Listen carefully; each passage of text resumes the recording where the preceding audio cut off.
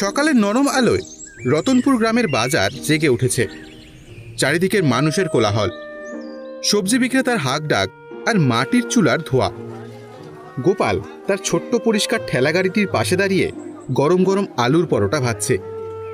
তার দোকানে কম ভিড়, কিন্তু যারা আছে তাদের মুখে তৃপ্তির হাসি। পাশেই ভোলার বিশাল দোকান। সে চিৎকার করে তার খদ্দেরকে ডাকছে, চলে আসুন, চলে আসুন, ভোলার গরম গরম পরোটা একবার খেলে আর ভুলতে পারবেন না। তাড়াতাড়ি চলে আসুন। একজন বৃদ্ধ লাঠিতে ভর দিয়ে কাঁপতে কাঁপতে গোপালের দোকানের সামনে এসে দাঁড়ায়। তার চোখে খিদে। বাবা, বড্ড খিদে পেয়েছে বাবা। 2 দিন হয়ে গেল আমি কিচ্ছুটি খাইনি। আমাকে তুমি একটা পরোটা দেবে বাবা? আমার কাছে কিন্তু কোনো পয়সা নেই বাবা। গোপাল এক মুহূর্তের জন্য তার টাকার বাক্সটার দিকে তাকায়, যেখানে মাত্র কয়েকটা কয়েন পড়ে আছে। তারপর হেসে বৃদ্ধর দিকে তাকায়। পয়সা লাগবে না বাবা, আপনি বসুন, আমি আপনাকে গরম পরোটা ভেজে দিচ্ছি। গোপাল যত্ন করে একটা পরোটা ভেজে আচার দিয়ে সেই বৃদ্ধর হাতে তুলে দেয়। বৃদ্ধ তাকে আশীর্বাদ করতে করতে খেতে শুরু করে। এই দৃশ্য দেখে পাশ থেকে ভোলা ব্যঙ্গ করে ওঠে, আবার শুরু করলি তুই তোর ভিক্ষা দেওয়ার পালা? বলি, ব্যবসা করতে এসেছিস নাকি ধর্মশালা খুলেছিস? এভাবে চলতে থাকলে তো তুই তোর বউ আর ছেলেকে নিয়ে পথে বসবি রে বেটা। যার যা ভাগ্য সে তাই পায় ভোলা ভাই। আমার কাছে ক্ষুধার্তের মুখের হাসির চেয়ে বড় রোজগার আর কিছুই নেই। গোপালের মনটা একদম সোনার মতো, ওর মতো মানুষই হয় না। এই ছিল গোপাল। তার সততা আর দয়ার জন্য গ্রামের সকলেই তাকে শ্রদ্ধা করত, কিন্তু এতে তার দরিদ্রতা ঘুচত না। তার স্ত্রী লক্ষ্মীও স্বামীর এই স্বভাব নিয়ে চিন্তায় থাকত।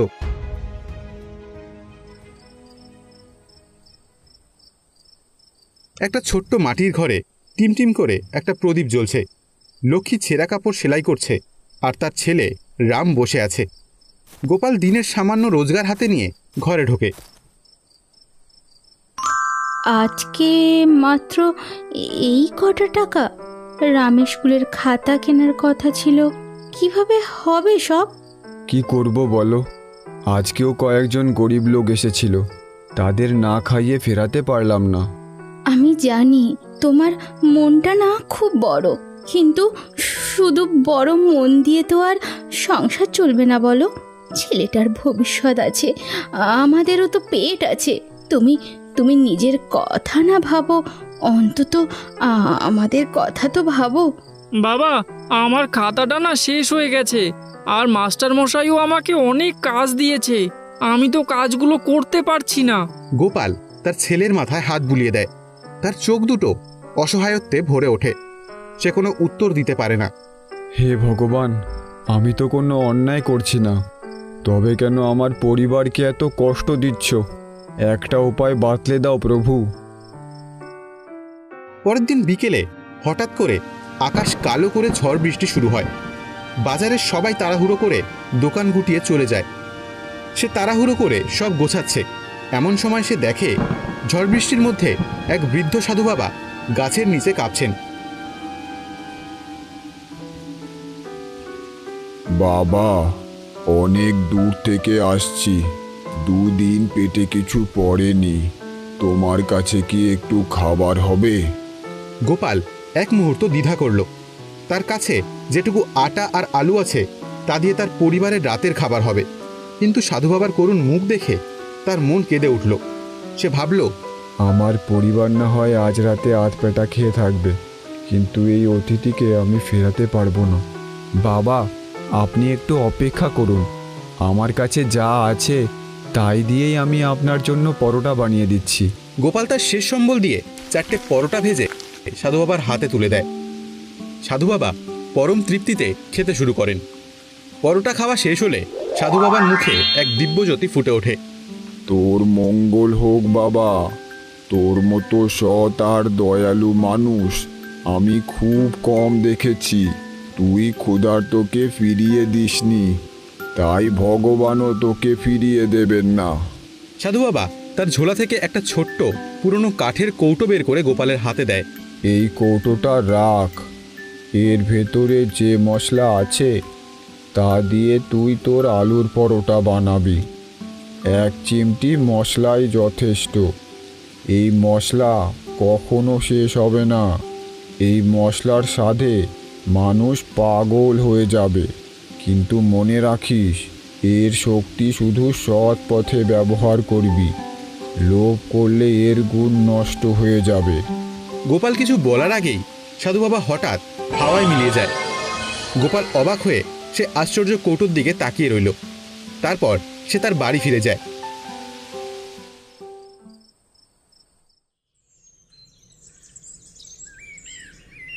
পরের দিন সকালে গোপাল বাজারে এসে সাধু বাবার বলা কথাগুলো বিশ্বাস করতে পারছিল না, কিন্তু সে ঠিক করে একবার চেষ্টা করে দেখবে।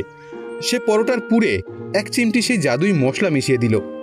সঙ্গে সঙ্গে এক আশ্চর্য সুগন্ধ সারা বাজারে মম করতে লাগলো। গ্রামবাসীরা সেই গন্ধ পেয়ে গোপালের দোকানের দিকে ছুটে আসতে লাগলো। আহ, কি অসাধারণ গন্ধ গোপাল! তোমার পরোটার গন্ধ তো আজ স্বর্গীয় লাগছে গো। আমাকেও দুটো দাও তো, আর দেরি সইছে না।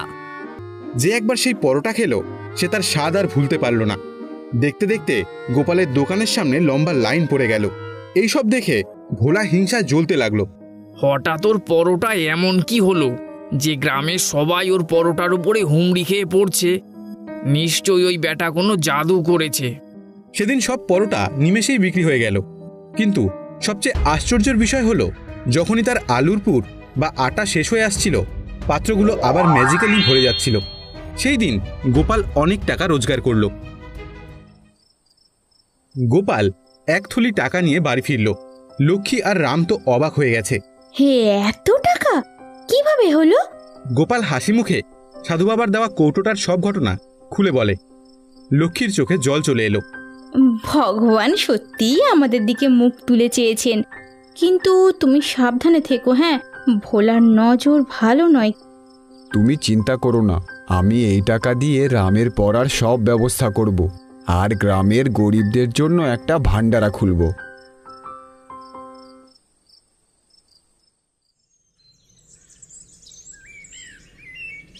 এক মাস পর গোপাল গ্রামের সবচেয়ে জনপ্রিয় পরোটাওয়ালা হয়ে উঠেছিল। সে একটা বড় দোকান নিল, কিন্তু তার স্বভাব বদলায়নি। সে রোজ একটা নির্দিষ্ট সময় গরিবদের বিনামূল্যে খাওয়াতো। ভোলার ব্যবসা পুরোপুরি বন্ধ হয়ে গেল। তার মনে হিংসা আর লোভ চরম পর্যায়ে পৌঁছালো।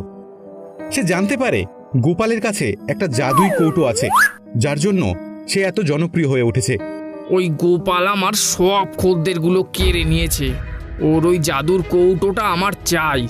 আমি ওর থেকেও বড় লোক হব। এক অন্ধকার রাতে ভোলা লুকিয়ে গোপালের দোকানে ঢোকে এবং সেই কাঠের কৌটোটা চুরি করে নিয়ে পালায়।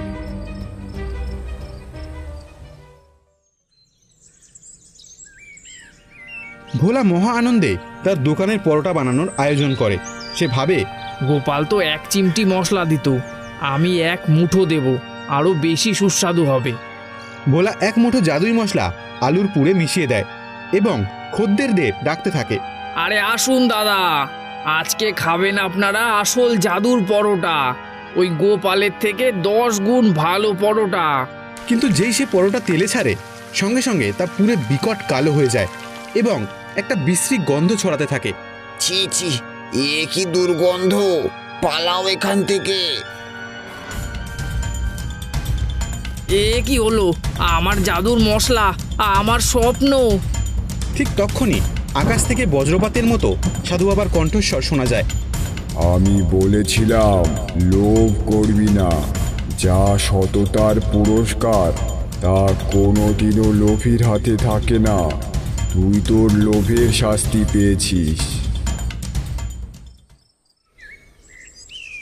পরের দিন সকালে গোপাল দোকানে গিয়ে দেখে তার মশলার কৌটো নেই। সে খুব দুঃখ পেল, কিন্তু ভগবানের উপর তার বিশ্বাস হারালো না। সে তার পুরনো সাধারণ মশলা দিয়েই পরোটা বানাতে শুরু করলো। লক্ষ্মী তাকে সান্ত্বনা দিতে থাকে। যা হয়েছে ভালোই হয়েছে, আমাদের লোভ নেই। যা আছে তাতেই আমরা খুশি। গোপাল যখন তার দোকানে বসেছিল, সে দেখল সেই কাঠের কৌটোটা তার ঠেলাগাড়ির ওপর রাখা আছে, আর তার পাশে রয়েছে একটা সোনার মুদ্রায় ভরা থলি। গোপাল বুঝতে পারল সততার পুরস্কার কখনো হারিয়ে যায় না।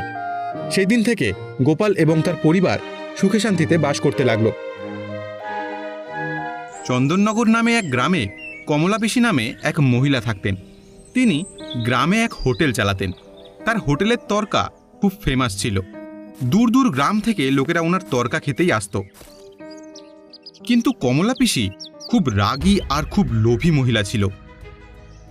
আরে হরি, ও হরি, আরে কোথায় গেলি? দেখ বাইরে গ্রাহকের ভিড় লেগেছে, আর তুই কোথায় গেছিস বলতো? কি হলো পিসি, ডাকতেছিলে নাকি? কি হলো দেখছিস না, গ্রাহক রুটি রুটি করে চিল্লাচ্ছে, আর তুই ওনাদের আওয়াজ শুনেও না শোনার ভান করছিস? সেই রকম কিছু না গো পিসি, ডালে একটু লবণ কম ছিল তাই দিচ্ছিলাম। হ্যাঁ হ্যাঁ, এগুলো তো ঠিক আছে, কিন্তু তুই গ্রাহকের দিকেও দেখ। তুই কি আমার দোকান বন্ধ করাবি নাকি? হরি তাড়াতাড়ি গ্রাহকদের দিকে যায়। সন্ধ্যায় কমলা পিসি টাকা গুনছিল, আর তখনই হরি কমলা পিসির কাছে এসে বলে, ও পিসি, আমি তোমারে সেই 1 মাস ধরে কইতেছি আমার মাইনেটা একটু বাড়িয়ে দাও, বাড়িয়ে দাও। তুমি তো আমার কোনো কথাই শুনতেছো না।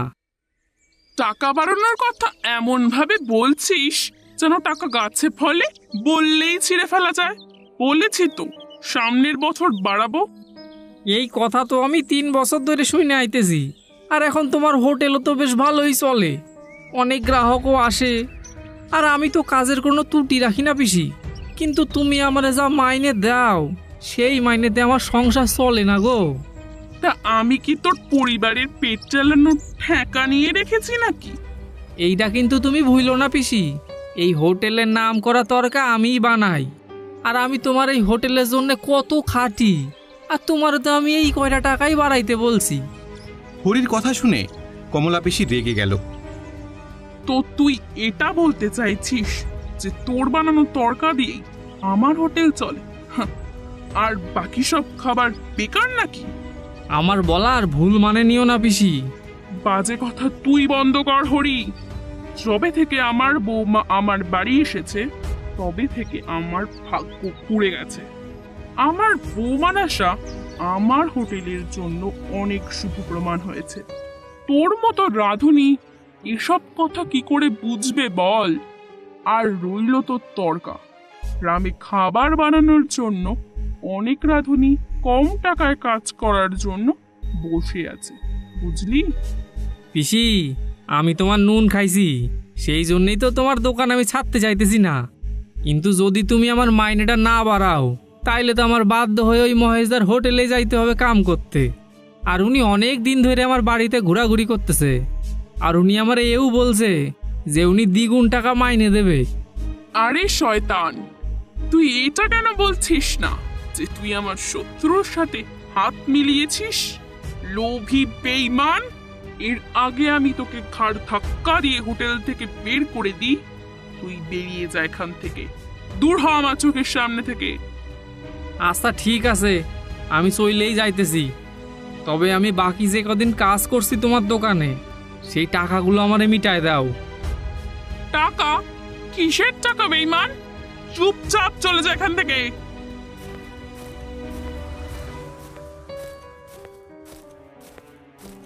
আর সোজা মহেশের হোটেলে চলে আসে। হরিকে দেখে মহেশ, যে খুবই ভালো ব্যক্তি ছিলেন, খুশি হয়ে বলে, আমি জানতাম হরি, কমলা পিসি তোকে এক না একদিন ধাক্কা দিয়ে বার করেই দেবে। ওনাকে আমি অনেক দিন ধরে চিনি, মনে হয় তুই জানিস না। আমি যখন তোর বয়সে ছিলাম আমিও ওনার হোটেলে রান্না করতাম। উনি 1 নম্বরের লোভী মহিলা। হ্যাঁ গো, তুমি ঠিকই বলছো মহেশ দাদা। এ যখনই আমি ওনার কাছে টাকা বাড়ানোর কথা কই উনি তখনই খালি রাইগে যায়। হ্যাঁ, এটা তো ওনার পুরনো স্বভাব। চল, তুই মন খারাপ করিস না। আজ থেকে তুই আমার হোটেলে কাজ কর, নিজের হোটেল মনে করে। আচ্ছা ঠিক আছে।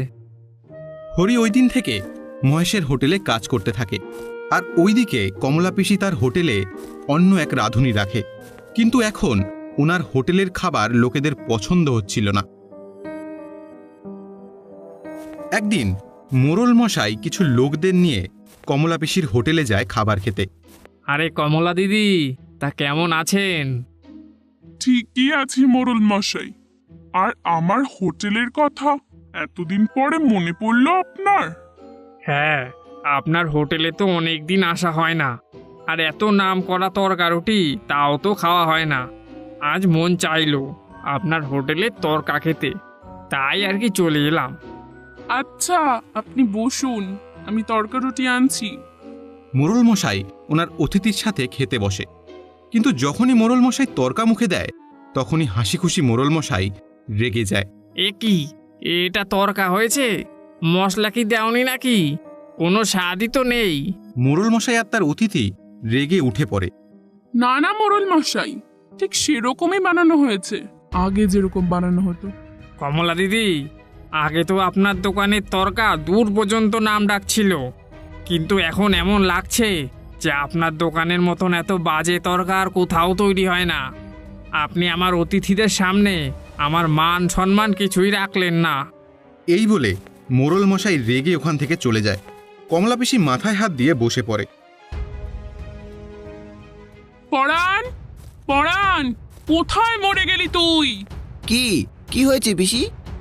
আরে যবে থেকে তোকে আমি কাজে রেখেছি তবে থেকে লোকে আমাকে কথা শোনাচ্ছে, আর আজ তো গ্রামের মোড়লও আমায় কথা শুনিয়ে গেল। আর এতে আমার কি দোষ পিসি? আমি যেরকম পারি সেরকমই তো বানিয়েছি তরকা। আরে তুই হরির মতো তরকা বানাতে পারবি না? সবার হাতের রান্নার স্বাদ আলাদা হয়। গ্রাহকদের শুধু হরির হাতের রান্না খাওয়ার অভ্যেস হয়ে গেছে। এই কারণেই তো আমাদের অর্ধেকের বেশি গ্রাহক মহেশদার হোটেলে যাচ্ছে খেতে। আমার তো কিছুই মাথায় আসছে না পরাণ। এভাবেই যদি চলতে থাকে তবে তো আর কিছুদিনের মধ্যেই হোটেলে তালা পড়বে। কিছুদিন পর কমলা পিসির বৌমা শিখা তার বান্ধবীকে নিয়ে তার শাশুড়ির হোটেলে আসে। বৌমাকে দেখে কমলা পিসি খুশি হয়ে বলে, আরে বৌমা, তুমি আজকে এখানে? সব ঠিক আছে তো? মা, এ আমার বান্ধবী রীতা, ও শহর থেকে এসেছে। যখন আমি ওকে বলেছি আমাদের হোটেলের তরকারুটি অনেক ফেমাস, তো তখন থেকেই ও আমার কাছে তরকারুটি খাওয়ার জেদ ধরেছে। ঠিক আছে বৌমা, তুই ওকে নিয়ে ভেতরে বস, আর আমি তোদের জন্য গরম গরম তরকারুটি তৈরি করাচ্ছি। পরাণ, পরাণ, কই গেলি তুই? আসছি পিসি।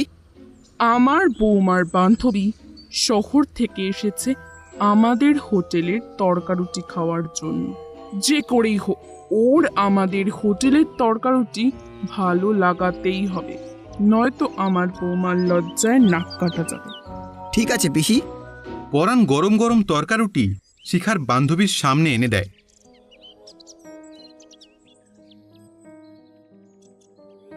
কি হলো রীতা, কি তরকারুটি পছন্দ হয়নি? আরে তুই তো বলেছিলি আমার শাশুড়ির হোটেলের তরকারুটি অনেক ফেমাস, কিন্তু বিশ্বাস কর আমি এত খারাপ তরকা জীবনে খাইনি। তুই তো আমার মুডটা একদম খারাপ করে দিলি। এই বলে শিখার বান্ধবী সেখান থেকে রেগে চলে যায়, আর শিখার মাথা গরম হয়ে যায়। শিখার রেগে তার শাশুড়িকে বলে, এগুলো কি মা? আপনি তো আমার বন্ধুর সামনে আমায় অপমান করে দিলেন। কি বলবো বৌমা, যবে থেকে ওই হতবাকা হরি আমার হোটেল থেকে গেছে তবে থেকেই আমার হোটেলের অবস্থা খারাপ হয়ে রয়েছে। তারপর কমলা পিসি তার বৌমাকে সব কথা খুলে বলে। আচ্ছা, এই রকম ব্যাপার তাহলে। আপনি আমাকে আগে কেন বলেননি? মা, আপনি একদম চিন্তা করবেন না, আমার কাছে এর এক জবরদস্ত উপায় আছে। কেমন উপায় বৌমা? এক এমন উপায় মা, যেটাই শুধু এই গ্রামেরই না, অন্য গ্রামের থেকেও লোক এসে আমাদের হোটেল থেকে খাবার খেয়ে যাবে, আর মহেশের হোটেলের দিকে কেউ যাবেও না। আরে বৌমা, এটা কি করে সম্ভব হবে? তোমার কাছে কি কোনো জাদুই মশলা আছে নাকি? এই রকমই ভাবতে পারেন মা। কাল থেকে আপনার হোটেলে আমি রান্না করব, কিন্তু এটা নজরে রাখবেন, আমি যখন খাবার বানাবো পরাণকে রান্নাঘর থেকে দূরে রাখবেন। তারপর আপনি শুধু কামাল দেখবেন।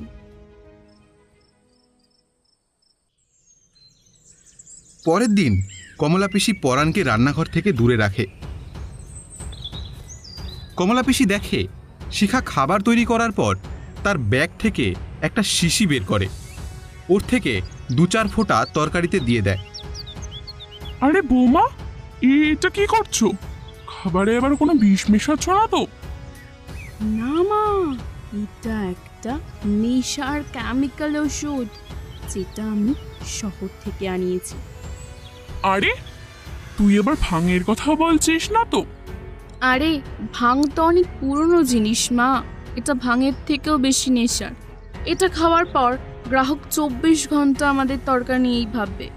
এখন আপনি পরাণকে ডেকে গ্রাহকদের খাবার দিতে বলুন, কিন্তু হ্যাঁ, এটা মনে রাখবেন মা, এই কথাটা যেন ভুল করেও পাঁচকান না হয়, কেননা এটা কিন্তু বেআইন।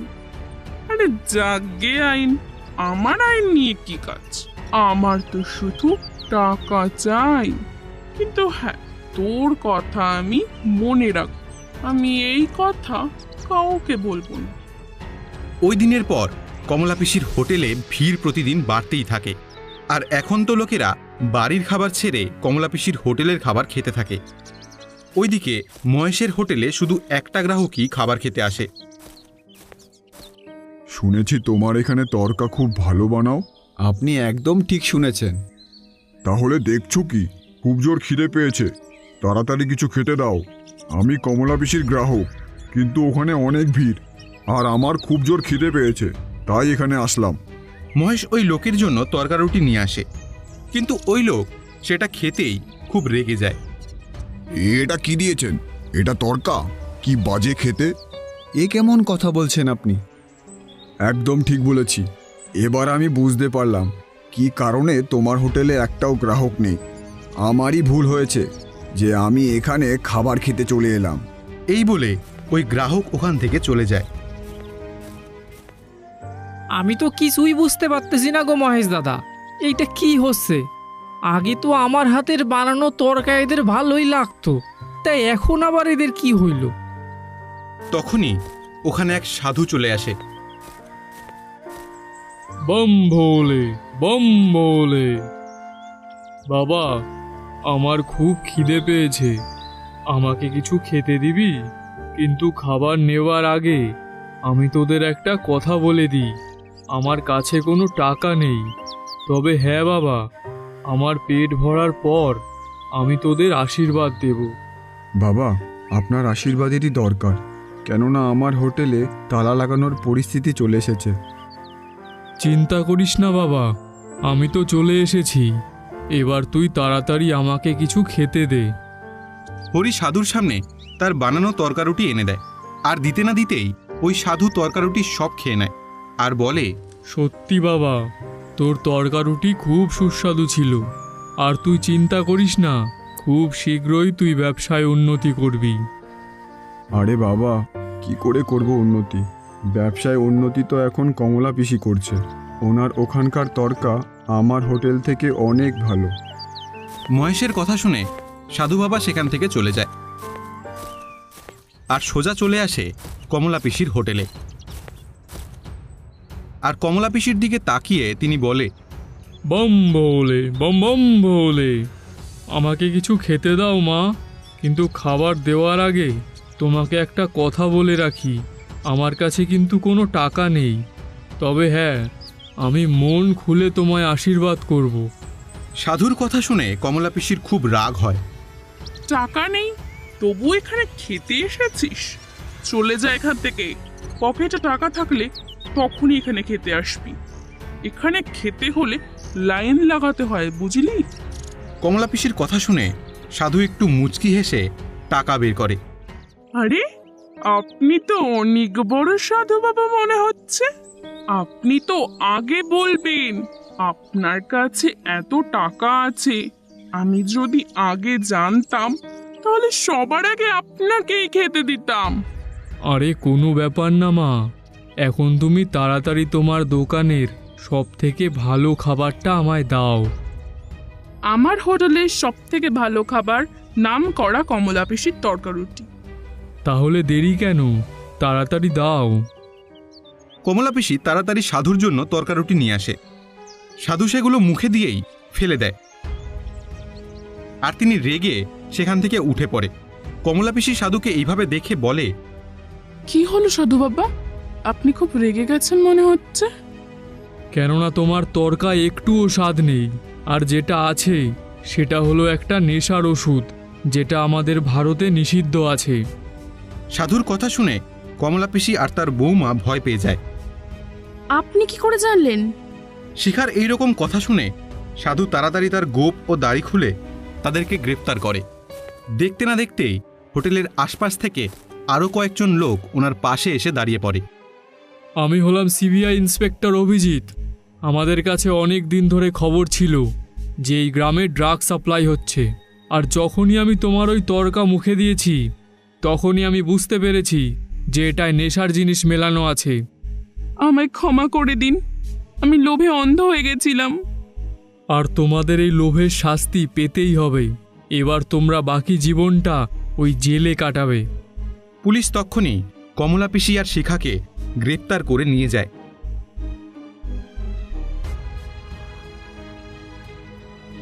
আর তারপর থেকে মহেশের হোটেল খুব ভালো চলে।